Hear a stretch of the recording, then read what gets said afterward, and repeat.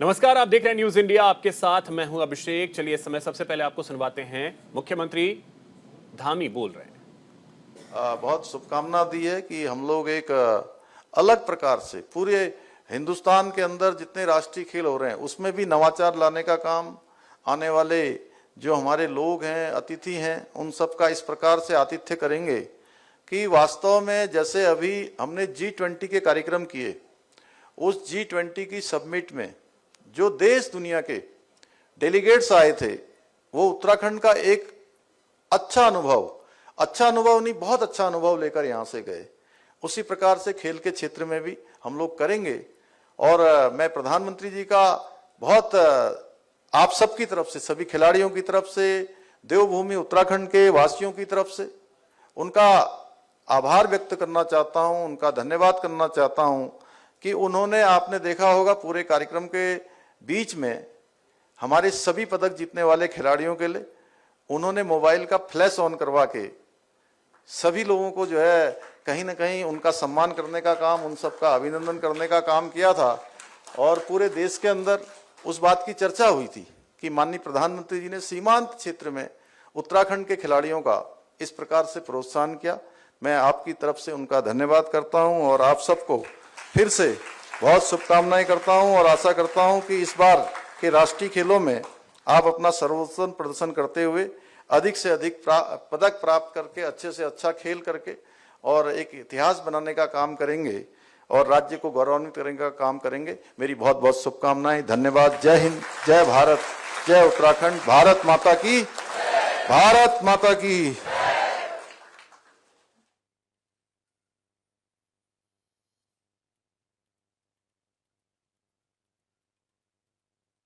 ये 37वें राष्ट्रीय खेल जिसका आयोजन गोवा में होना है, उस खेल प्रतियोगिता में हिस्सा लेने वाले हैं उत्तराखंड के करीब 140 खिलाड़ी। और इसी को लेकर फ्लैग ऑफ कार्यक्रम का आयोजन देहरादून में किया जा रहा है। मुख्यमंत्री पुष्कर सिंह धामी को अभी आपने सुना।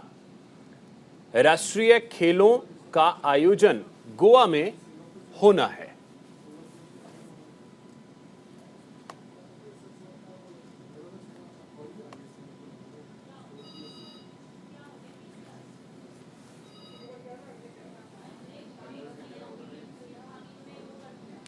तो आपको बता दें, राष्ट्रीय खेलों में उत्तराखंड के करीब 140 खिलाड़ी हिस्सा ले रहे हैं। गोवा में 37वें राष्ट्रीय खेलों का आयोजन होना है। उत्तराखंड से 18 खेलों में खिलाड़ी हिस्सा लेंगे। तो पुष्कर सिंह धामी को आपने अभी सुना। मुख्य सेवक सदन में इस कार्यक्रम का आयोजन किया जा रहा है। यह फ्लैग ऑफ कार्यक्रम जो है उसका आयोजन देहरादून में किया जा रहा है। अभी आपने उत्तराखंड के मुख्यमंत्री पुष्कर सिंह धामी को सुना भी। उन्होंने शुभकामनाएं दी उन खिलाड़ियों को और ये उम्मीद भी जताई कि ये खिलाड़ी बेहतर प्रदर्शन करेंगे। तो देहरादून से ये बड़ी खबर है जहां राष्ट्रीय खेलों में उत्तराखंड के 140 खिलाड़ी हिस्सा लेने वाले हैं। और आपको बता दें कि गोवा में 37वें राष्ट्रीय खेलों का आयोजन किया जाना है और उत्तराखंड के जो खिलाड़ी हैं कुल 18 खेलों में हिस्सा लेंगे और करीब इनकी संख्या जो है वो 140 होगी। और ये फ्लैग ऑफ कार्यक्रम जो अभी आपने देखा, ये कार्यक्रम देहरादून में आयोजित किया जा रहा है। ये तस्वीरें हम आपको दिखा रहे हैं उत्तराखंड की।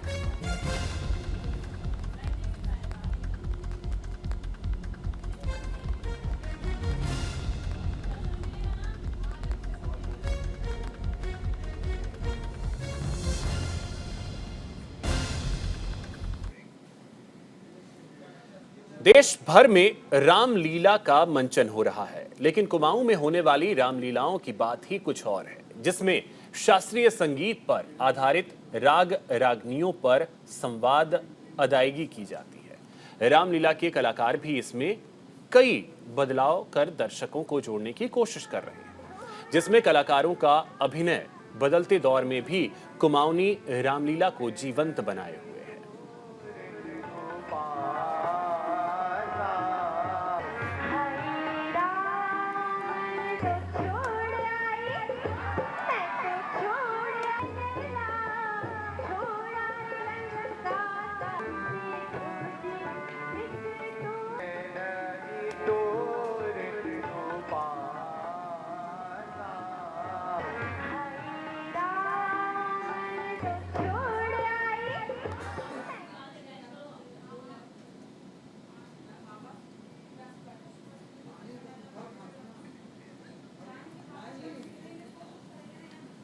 खबर लक्सर से है, जहां ढाढेकी गांव के कई ऐसे ग्रामीणों के नाम के बाढ़ राहत के चेक जारी कर दिए गए जिनकी काफी पहले मौत हो चुकी है, जिसके बाद ग्रामीणों ने पटवारी पर आरोप लगाते हुए एसडीएम से मामले की शिकायत की है, जिस पर एसडीएम गोपाल चौहान ने कहा कि कुछ ग्रामीणों ने इस मामले की शिकायत की थी, जिस पर कार्रवाई करते हुए नायब तहसीलदार को मामले की जांच सौंपी गई है। जांच के बाद दोषियों के खिलाफ कार्रवाई की जाएगी।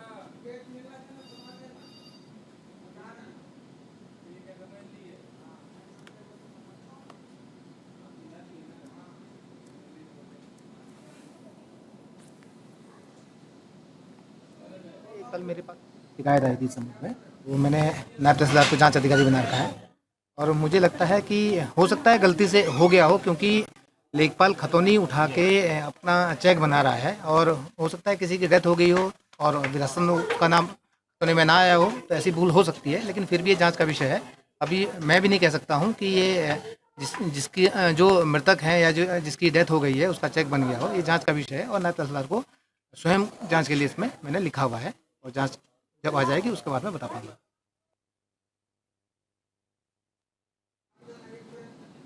तो देखिए, ये एक अजीबो गरीब सा मामला है कि बाढ़ राहत का चेक दिया जाता है, बनाया जाता है और वो वैसे लोगों के नाम पर चेक होता है जो अब इस धरती पर हैं ही नहीं, जिनकी मृत्यु हो चुकी है। वैसे लोगों के नाम पर राहत चेक जो है वो बनता है। नायब तहसीलदार को सौंपी गई जांच की रिपोर्ट और देखिए, एसडीएम साहब ने ये भरोसा दिलाया है कि हम इस पर कार्रवाई करेंगे और जहां भी खामियां रही हैं उसे दुरुस्त करेंगे। जसवीर हमारे सहयोगी अधिक जानकारी के साथ जुड़ गए। जसवीर, इस तरीके का मामला आखिर कैसे कि जो लोग धरती पे हैं ही नहीं उनको राहत पहुंचाने की कोशिश? ये बहुत ही सनसनीखेज मामला मैं कहूंगा सर, क्योंकि वजह यह भी है कि जिस तरह से अधिकांश लोग मांग कर रहे हैं कि साहब उनके पास भूमि भी है, वो पात्र भी है, उनके चेक नहीं बन पाए हैं, और यहाँ एक हरदंगेज ये नया मामला सामने आया कि भाई ऐसे कई लोग हैं जो कई वर्ष पहले या कई माह पहले मर चुके हैं, उनके बाद रात के चेक जारी कर दिए गए हैं। इसे लेकर के गाँव का 50 से अधिक लोगों ने शिकायत भी की है और उसमें ये भी कहा कि साहब ये बिल्कुल अंधेर गर्दी चौपट राजा वाली स्थिति हो रही है, ना तो कोई देख रहा है, ना कोई जांच कर रहा है, ना मौके पर कोई जा रहा। इस पर यह बात भी सामने आई थी कि लेखपाल द्वारा तहसील से ही खसरा खतौनी उठा करके लोगों के चेक जारी कर दिए। उसमें यह भी दृष्टिक्रम नहीं किया गया, यानी भौतिक सत्यापन, कि भाई जिन लोगों के नाम, देखो कई लोग मर जाते हैं, उनकी भूमियां भी होती है, उनकी भूमि कृषि भूमि जब तक उनके परिजनों के नाम दर्ज नहीं होती, अमल दरामद नहीं होता है या विरासत दर्ज नहीं होती, तो तब तक उनके नाम टैक्स बनना कहीं ना कहीं एक तरह से गलती होने के साथ साथ में ये बहुत बड़ी चूक भी है और यदि देखा जाए तो प्रशासन की बड़ी लापरवाही भी है। इसे लेकर के कहीं ना कहीं हड़कंप का माहौल भी है और एक्चुअली ने ये भी कहा कि पूरे मामले की जांच कराई जाएगी। जांच के बाद जो तथ्य सामने आएंगे, यदि ऐसी गड़बड़ी जानबूझकर की गई है या फिर अचानक हुई है, तो कहीं ना कहीं पनिशमेंट भी जरूरी है, यानी विधिवत कार्रवाई भी जरूरी होगी। फिलहाल तो स्थिति यह है कि गाँव के लोग लगातार विरोध कर रहे हैं। कई ऐसे लोग हैं जो मृतकों के नाम चेक जारी किए गए, कई ऐसे लोग जो नाबालिग हैं जिनके नाम भूमि भी नहीं है, कई ऐसे लोग भी हैं जिनकी भूमि नहीं है, केवल ठेके पर जमीन ले रखी है, उसके उनके नाम भी जारी कर दिए गए, जबकि उसके भूमि के मालिक भी नहीं है। तो ये 3 प्रकार की शिकायतें आई हैं, जिसे लेकर के प्रशासन कहीं ना कहीं पसोपेश में भी है और जांच कराने की बात कह रहा है। चलिए ठीक है, बहुत शुक्रिया जसवीर आपका तमाम जानकारी के लिए। चलिए रुक करते हैं अगली खबर। तो आपको बता दें कि लक्सर में ये एक मामला ऐसा सामने आया। रुक करते हैं अगली खबर की ओर। फिलिस्तीन और इजरायल में जंग जारी है। हमारे सहयोगी जसवीर सिंह ने हरिद्वार से सांसद डॉक्टर रमेश पोखरियाल निशंक से खास बात की, आपको सुनवाते हैं। मंत्री डॉक्टर रमेश पोखरियाल सिंह जी हमारे साथ में हैं। बात कर लेते हैं सर, जिस तरह से प्रधानमंत्री ने इजराइल को सपोर्ट किया है और आप देख रहे हैं कि देश में कई ऐसे संगठन जो फिलिस्तीन और हमास के पक्ष में, यानी उनके समर्थन में एक तरफ जुलूस निकाल रहे हैं और सरकार की आलोचना कर रहे हैं, उसमें विपक्ष भी शामिल है, क्या कहेंगे आप? मुझे लगता है कि हमारे देश के यशस्वी प्रधानमंत्री जी ने पूरी दुनिया के सबसे उच्चतम स्टेज पर भी, मंच पर ये कहा है कि हम आतंकवाद के खिलाफ हैं जी, और दुनिया आज उनके पीछे इस बात को लेकर के। ये जो आतंकवाद है, आतंकवाद किसी का भी क्यों ना हो, किसी का भी क्यों, चाहे पाकिस्तान को, चाहे जो हमास का हो, चाहे किसी भी देश का, जो आतंकवादी होगा उसको हिंदुस्तान पसंद नहीं करता, उसके खिलाफ रहेंगे। आज इजराइल को यदि सपोर्ट दिया है तो उस आतंकवाद के खिलाफ ही इजराइल को सपोर्ट किया है। जहाँ तक आपका ये कहना है, ये जो जाने वाले लोग हैं ज़रा इनको पूछिए, ये जो आप कह रहे हैं कि विपक्ष जो है आज कह रहा है कि नहीं वो आतंकवाद को सपोर्ट होना चाहिए, नहीं होना चाहिए जी। तो विपक्ष को पूछो ना कि किस ज़माने में है, क्या चाहता है देश, है देशों को अस्थिर चाहता है। हम नए विश्व को जो एक वसुधैव कुटुंबकम हमारे देश के प्रधानमंत्री ने एक थीम दी है, पूरा विश्व हमारा एक परिवार है, हम एक दूसरे के सुख दुख में साथ आएंगे लेकिन आतंकवाद के खिलाफ रहेंगे। जो राज्यों के चुनावों का जो रिजल्ट आएगा, लोकसभा के चुनाव पर कितना असर पड़ेगा, किस तरह देखते हैं आप? 5 राज्यों में हमारी गवर्नमेंट बनेगी, पहली बात तो ये, और दूसरे में 2024 के लिए तो सारे देश ने मन बना दिया कि वो तीसरी बार भारत का प्रधानमंत्री नरेंद्र मोदी जी को ही देखना चाहते हैं। जनता ने मन बना लिया है कि तीसरी बार प्रधानमंत्री के रूप में नरेंद्र मोदी को ही वो देखना चाहती है। जसवीर सिंह। एक और बड़ी खबर आपको बता दें, हरिद्वार पुलिस कप्तान का नशे के खिलाफ जागरूकता अभियान जारी है। उसी क्रम में भगवानपुर के एक होटल में क्षेत्र के काफी बड़ी संख्या में छात्रों और युवाओं को बुलाकर नशे के खिलाफ उन्हें जागरूक किया गया। इस मौके पर विधायक ममता राकेश, एसएसपी हरिद्वार प्रमेंद्र डोभाल समेत तमाम अधिकारी मौजूद रहे। कार्यक्रम में आए लोगों ने अपनी अपनी राय रखी और नशे का खात्मा कैसे किया जाए इसको लेकर अपने विचार रखे। वहीं हरिद्वार एसएसपी ने कहा कि नशे को जड़ से खत्म करना है तो पुलिस के साथ मिलकर नशे के कारोबारियों पर नकेल कसना जरूरी है।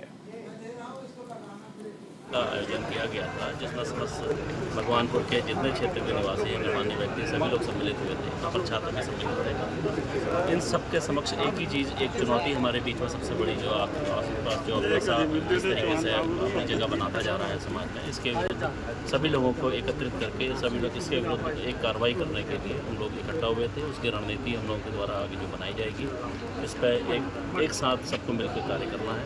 इसी को लेकर हम लोग यहाँ पर जैसे यहाँ पर मेडिकलों पर कुछ नशे के पदार्थ बिक रहे हैं तो उनके लिए क्या कार्रवाई की जाएगी? देखिए, मेडिकल स्टोरों के लिए मैंने सभी को बताया है, अगर कोई मेडिकल स्टोर जिसके नाम से रजिस्टर्ड नहीं है, अगर वो चल रहा है तो उसके खिलाफ हम सख्त कार्रवाई करेंगे। ऋषिकेश में मामूली विवाद में फायरिंग करने के आरोप में पुलिस ने 4 युवकों को गिरफ्तार किया है। आरोपी उत्तर प्रदेश और राजस्थान के रहने वाले हैं और गढ़वाल विश्वविद्यालय श्रीनगर में पढ़ाई करते हैं। आरोपियों के कब्जे से एक देसी पिस्टल, 3 जिंदा कारतूस, हॉकी स्टिक बरामद किए गए। ये तस्वीरें आप देख सकते हैं। तो ऋषिकेश की ये तस्वीरें, एक देसी पिस्टल, 3 जिंदा कारतूस, हॉकी स्टिक, ये सभी बरामद किए गए।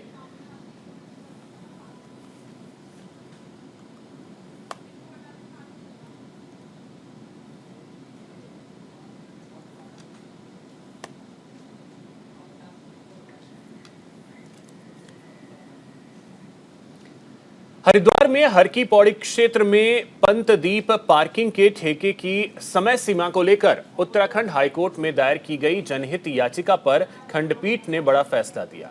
उत्तराखंड हाईकोर्ट ने इस मामले की सीबीआई से जांच कराने के निर्देश दिए हैं। मामले की सुनवाई मुख्य न्यायाधीश विपिन सांघी और न्यायमूर्ति राकेश थपलियाल की खंडपीठ में हुई। हाईकोर्ट ने अपने फैसले में ठेकेदार पर 50,000 का जुर्माना लगाते हुए राज्य सरकार की एक्शन टेकन रिपोर्ट को रद्द करने का फैसला लिया। साथ ही सीबीआई जांच कराने के आदेश भी जारी कर दिए।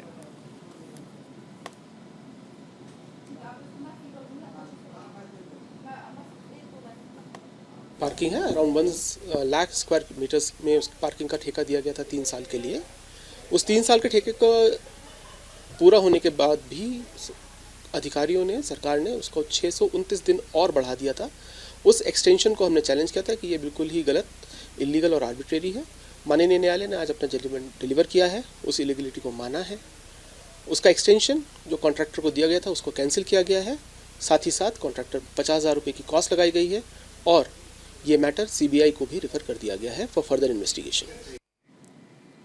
मंगलौर की जबरेड़ा और लिब्बर हेड़ी में प्रदूषण विभाग के नियमों को ताक पर रखकर कोल्हू ठेकेदारों ने हवा में जहर घोलने का काम किया है।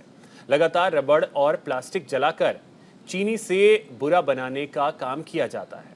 साथ ही कोल्हू में गन्ने का रस पकाने के लिए भी रबड़ और प्लास्टिक उपयोग कर लोगों की सेहत के साथ खिलवाड़ किया जा रहा है। वहीं ज्वाइंट मजिस्ट्रेट अभिनव शाह ने बताया कि ऐसे कोल्हू के खिलाफ कार्रवाई के लिए प्रदूषण विभाग के साथ तहसीलदार और पुलिस विभाग को भी निर्देशित किया गया है।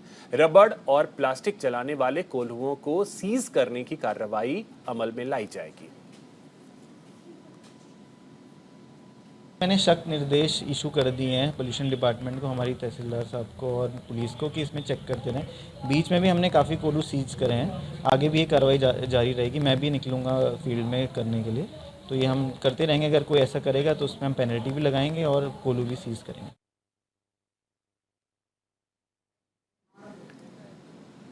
लक्सर खानपुर के बाढ़ पीड़ितों को राहत राशि के चेक वितरण का काम लगातार जारी है। इस दौरान एसडीएम गोपाल सिंह चौहान ने बताया कि अभी तक घर और फसलों में हुए नुकसान का करीब 30 करोड़ की राशि बाढ़ पीड़ितों को वितरित कर दी गई है और जो शिकायतें बाढ़ सर्वे चेक वितरण की बाबत मिल रही हैं, उनके निस्तारण के लिए जांच कमेटी बनाई गई है जो लगातार जांच शिकायतों का निपटारा कर रही है।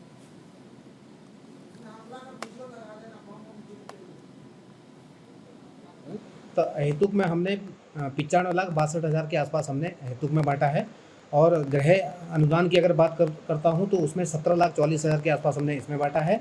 और अनुग्रह अनुदान जिसमें जनहानि पशुहानि वगैरह होती है उसमें आपका 17,74,000 के आसपास हमने इसमें बांटा है। और फसल क्षति की अगर मैं बात करता हूं तो फसल क्षति हमारी करीब 27 करोड़ 73 लाख के आसपास अभी बढ़ चुका है। और इसके अलावा अभी हमारी अनुपूरक सूची भी आने वाली है, जो हमारे छूट गए थे वो भी बटेगा। 2 गांव हमारे अभी बचे हुए हैं जिनकी सूची नहीं आई है, आजकल में वो सूची आ जाएगी, उसमें भी हम लोग उसका वितरण करेंगे। इसके अलावा जो चेकों में जहां कोई मिस्टेक वगैरह हो रही है वो भी हमारे पास लगातार आ रहे हैं, तो उसमें भी हमने एक टीम बना रखी है। वो टीम उसको जाँच करके और उसको भी हम चेक दे रहे हैं। तो लगातार मुआवजे का काम चल रहा है और जैसे जैसे शिकायतें आ रही है वैसे वैसे हम उनका निस्तारण। और इस समय आपको गोरखपुर लिए चलते हैं जहां मुख्यमंत्री योगी आदित्यनाथ बोल रहे हैं।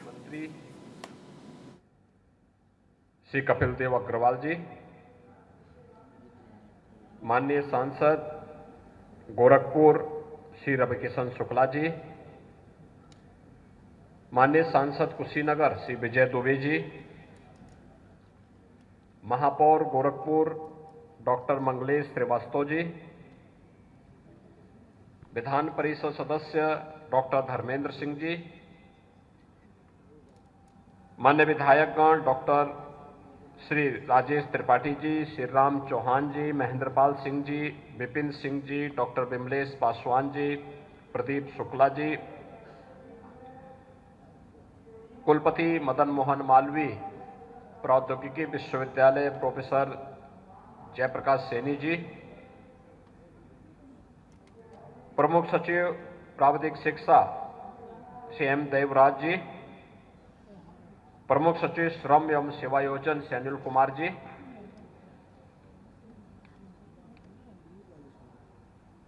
प्राविधिक शिक्षा, व्यावसायिक शिक्षा और कौशल विकास विभाग के साथ ही श्रम और सेवायोजन विभाग के जुड़े हुए सभी अधिकारीगण, यूपी बड़ौदा बैंक से जुड़े हुए सभी अधिकारीगण,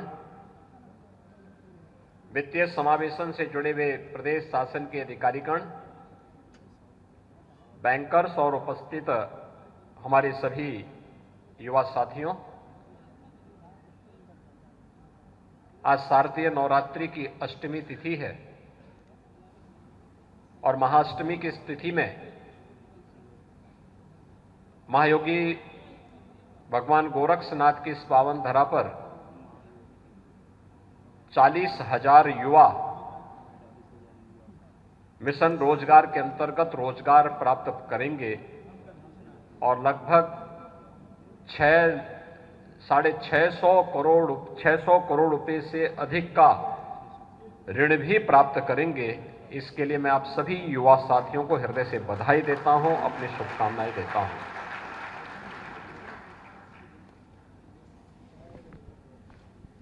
हम सबका हमेशा से एक उद्घोष रहा है कि हर हाथ को काम, हर हाथ को रोजगार,